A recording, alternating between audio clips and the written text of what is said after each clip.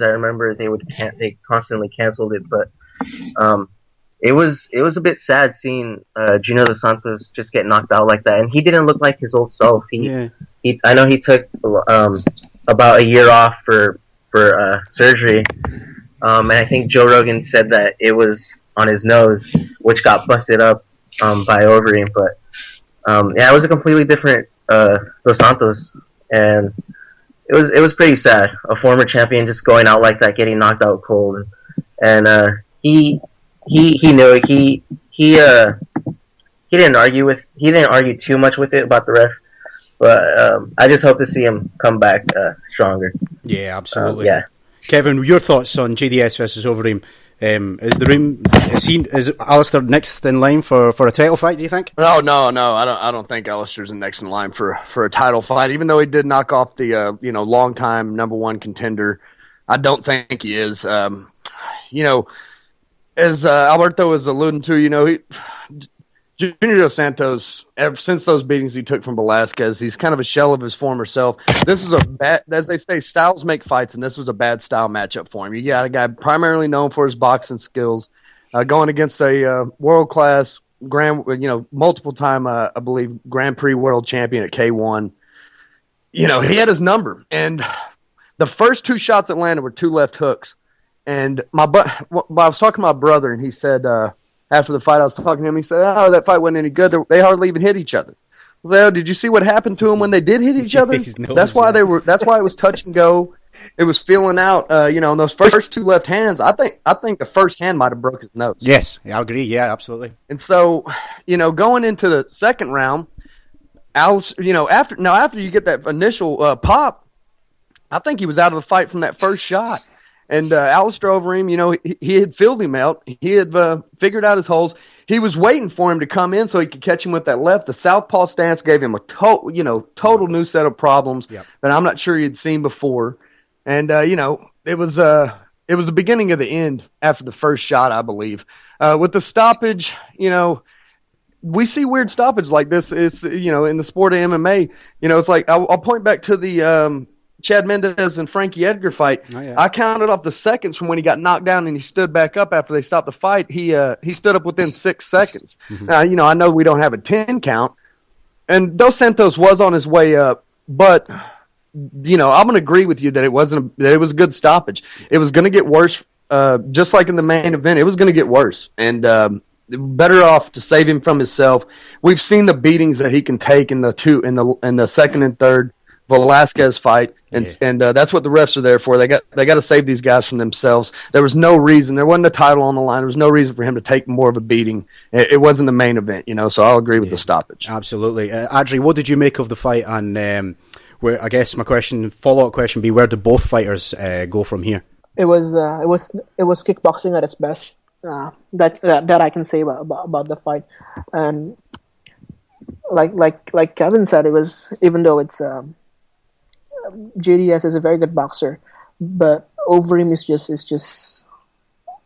his striking skills is I don't even have a word for it. It's up there. And I happen to be working with his former coach, and the way this guy's train kickboxing, it's crazy, and then I can see why that happened. But I also have to say that this is the first time that Overeem looked good in the UFC. This is the first time that he really performed to his max potential. I don't know, maybe the lack of horse meat in this fight. But it's but whether he deserves a title shot next, I don't even know. I don't think so. But I don't think that anyone deserves a title shot right now. After the rematch is done with Verdum and Velasquez, I don't think anyone's up there yet to face the champion. Yeah. Arlovsky, Miocic, nobody's deserved this shot yet. So maybe they gotta fight each other in a minute tournament or something. So yeah, I think we're still very much in the stage of building. It puts contenders. No one nowhere. Absolutely, yeah.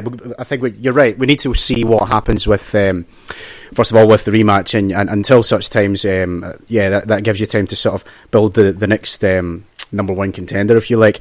Let's move on then. Finally, it was the main event for the lightweight title. and it was Donald Cowboy Cerrone versus Rafael dos Anjos. And Cerrone, he was on this, as we know, incredible winning streak since he's lost to RDA actually back in 2013. And dos Anjos, he was in a renaissance of his career. Adri, I know you love the word renaissance, but this fight, I found it shocking that it ended the way it did. What did you make of it all, sir? It's the year of shocking finish, maybe the month of shocking finish. Again, like the Aldo McGregor situation, I didn't see it happen that fast. Cerrone is one tough guy. He's a very tough fighter. I didn't see him got beaten in 66 seconds of the fight, of a 5-round fight. But then again, Rafael dos Anjos is stronger. He's a little bit shorter, but he's bigger. He is the champion for quite some time. You know, he trains in Asia from time to time, and I had the chance to saw him train a couple of years ago, and this guy's a beast, and the owner of the gym here in Asia where he trains always said that Rafael is gonna be the next UFC champion, and he did. Yeah. Just some time ago he became the UFC champion, and I'm looking at a very long reign for RDA at this time. Kevin, what about yourself? Dos Anjos retains, and another guy calls out the money fight, Mr. McGregor. What did you make of it all? Well, I'm going to agree with Adri, dead on point. One thing he forgot to had mentioned is he's switched trainers. Much like Overeem we saw in the fight before this, Overeem switched out there to Albuquerque. That could have played a big factor in having that new coach putting together a new game plan for him going into these last couple fights. Mm-hmm. I think it was back in March when he beat Pettis for the title. He looked phenomenal, and nobody looked anywhere close to phenomenal against Pettis ever that I can recall. So, yeah, man, I mean, I see him being champion for quite some time. I was telling, the funny thing about this fight was, of course, the fact that it lasted 1 minute was kind of odd, but also the poll they ran before the fight had 80% to 20% people picking Cerrone. Wow. That speaks to how much people like Donald Cerrone. Yeah. I'm sure the UFC would rather him be the champion. He's a charismatic guy. He's a wild man out there in his ranch in New Mexico. I think he wanted to ride bulls, but the UFC made him quit doing that or something. He's a nut, and people like him. I think he's sponsored by Budweiser.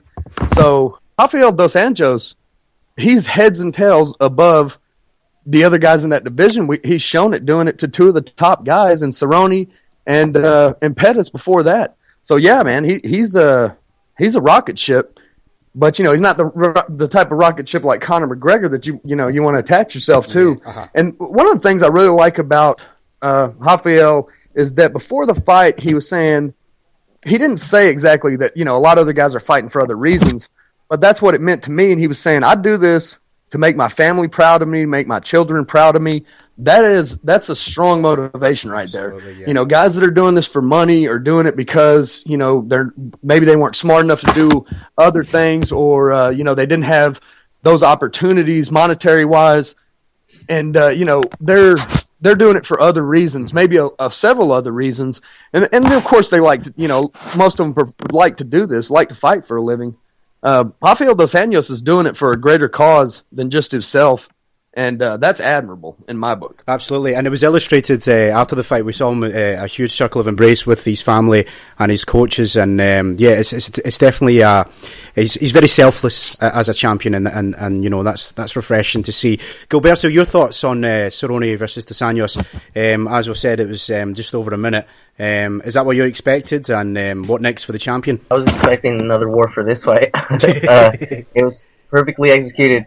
The left and rights, the kick to the body. I couldn't believe Cerrone couldn't withstand the kick to the body, and I think the length, the title reign, dos Anjos, it all depends on Khabib Nurmagomedov's injury.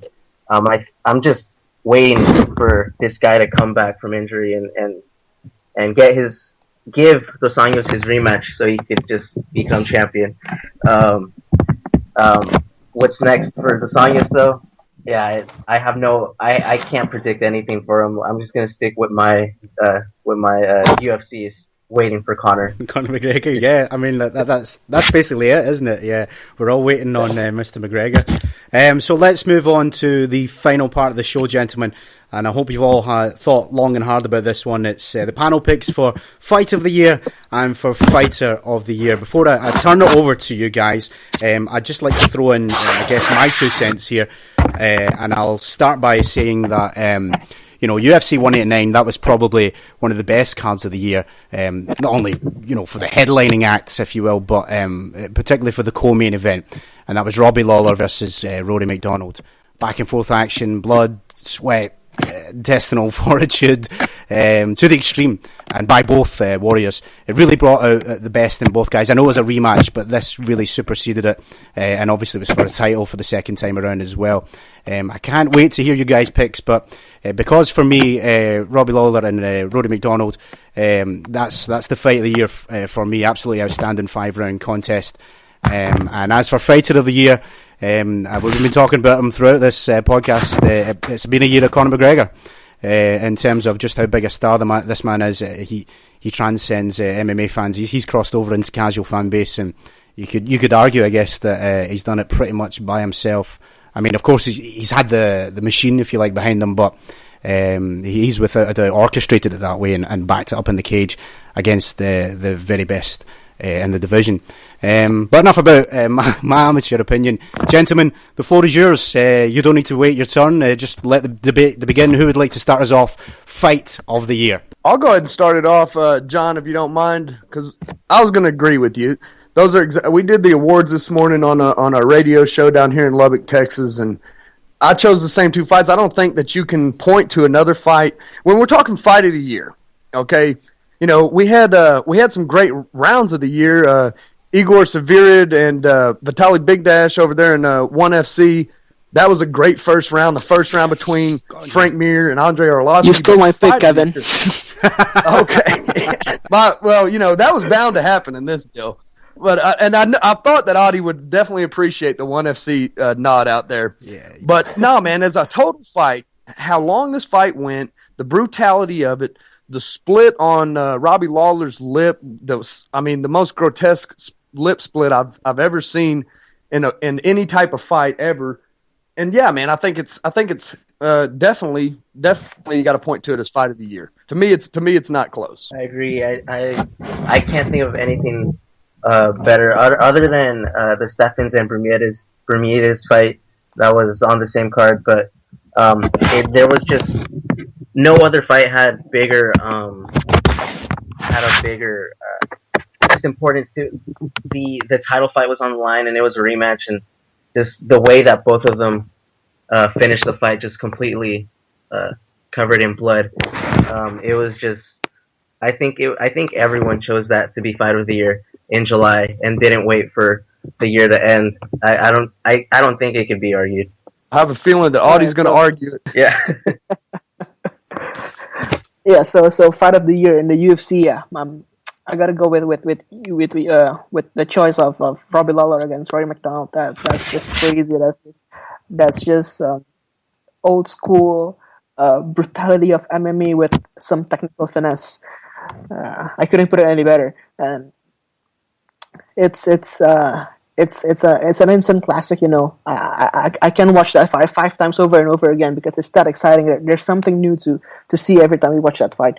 So, but yeah, I gotta give a nod to 1FC. Also, you guys gotta see that Vitaly Bigdash against Igor Severid fight. It's crazy. It's just 2 heavy hitting. Don't mess with Russians things happening. So you guys gotta watch that fight. And again, because here I am in Asia. And 1FC is the big thing here. That fight, and you got to see the featherweight title fight between Jadamba and Marat Gafurov. Marat Gafurov, I tell you guys, is the next big thing in MMA. He's tough. He's very good. He's I don't like to say UFC level, but he is. He can be in the UFC and he can do very good in the UFC. So my pick for fight of the year is of course Robbie Lawler versus Rory McDonald, and here in Asia I go with Igor Sviret against Vitaly Bigdash. Excellent choices. Yeah, and guys, if I can just throw in some honourable mentions just to get your thoughts on these ones as well, just off the top of my head, because it's fresh in my mind, Tony Ferguson